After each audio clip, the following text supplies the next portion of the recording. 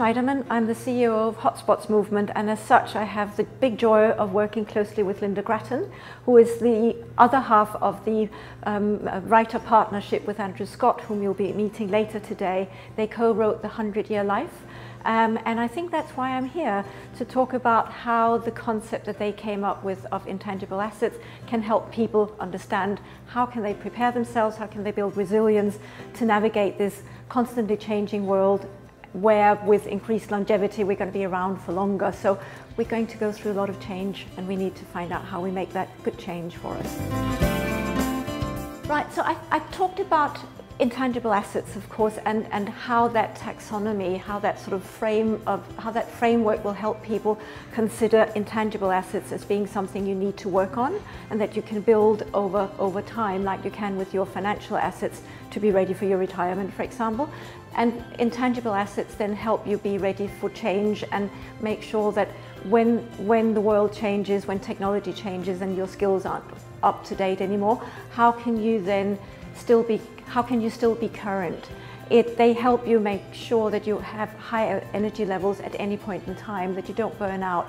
They help you ensure that you actually know how to navigate these changes, because we used to just follow what our generational cohort did. So I would do the same as all my friends from university. We would retire at the same time. We would do all sorts of things at the same time. Whereas now we're going to have increasingly individualized lives, because we will live for longer, we'll work for longer, and we will have much more fluidity in how we design our lives. But that takes a capability in order to master that. When we work with quite a few of the leading Australian companies, particularly the financial institutions, and they have a long tradition of seeing themselves as having a responsibility for maintaining a workforce that is employable, also possibly beyond just the time that people will spend with the bank. So they see themselves as having a bigger societal role in that regard. And one of the initiatives that has profoundly impressed us is Westpac's Learning Bank, which is an online learning platform where they enable people to learn anytime, anywhere. It's collective, it's social, so people learning together. It's peer inspired. It's with all the nudges and pushes that technology can do based on keywords and what you put in as your desired development areas, etc. So it's really fit for the future. And we think it reflects very much how the bank thinks about their bigger responsibility and the idea that people need to remain employable, and that is a joint corporate and individual responsibility. The fact that there is so much more scope for creating the work life that works for you. And I was just chatting to our moderator before I went on stage this morning, that we used to have one job, and that's what we did and what defined us. And if we weren't happy in that job, we would either be grumpy or we would be proactive and go and get another job. Whereas now we see it as much more of a portfolio approach.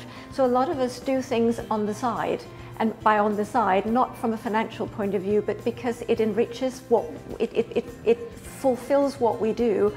So it enables us to complement what we do during our day job. And I think that portfolio approach, so that I can create the working life that is just right for me, that's amazing.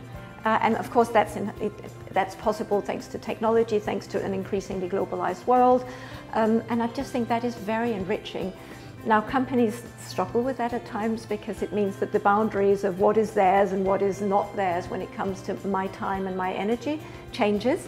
But I think it's fascinating, and I think what we will all gain out of it is that I have so much energy, and so much more of that can be released in such a context. So I think we all stand to gain.